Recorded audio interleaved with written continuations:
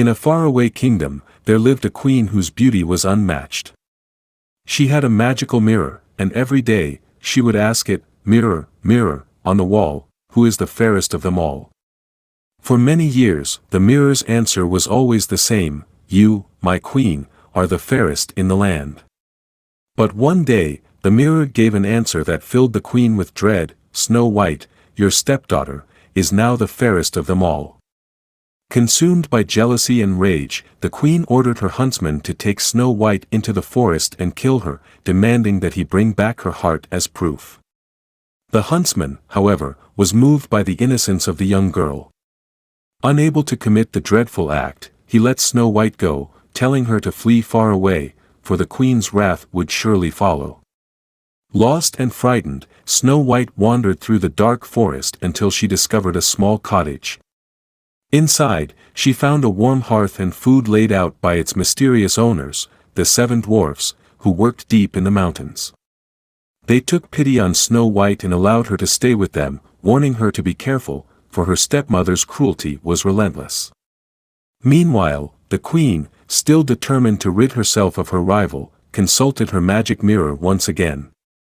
When she learned that Snow White was still alive, she devised a new plan.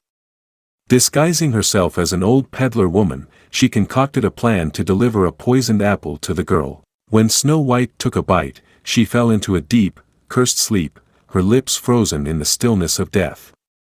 The dwarfs, upon discovering the lifeless body of Snow White, were filled with sorrow. They placed her in a glass coffin, mourning her loss but unwilling to bury her, for her beauty remained unspoiled even in death.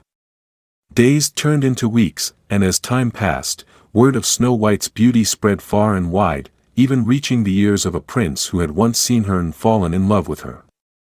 He arrived at the cottage and gazed upon Snow White in her glass coffin.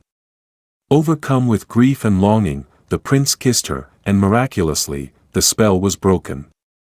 Snow White's eyes fluttered open, her breath returning, and she awoke as though from a deep sleep.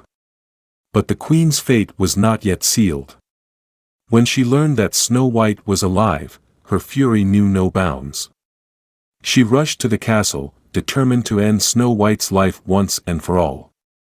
She arrived just in time for Snow White's wedding, where, in a final act of vengeance, the queen was forced to wear iron shoes that had been heated in the fire, making her dance until she collapsed and died. With the queen's death, peace finally returned to the kingdom. Snow White and the prince married, and together they ruled with kindness and justice, while the memory of the wicked queen faded into the shadows of the past.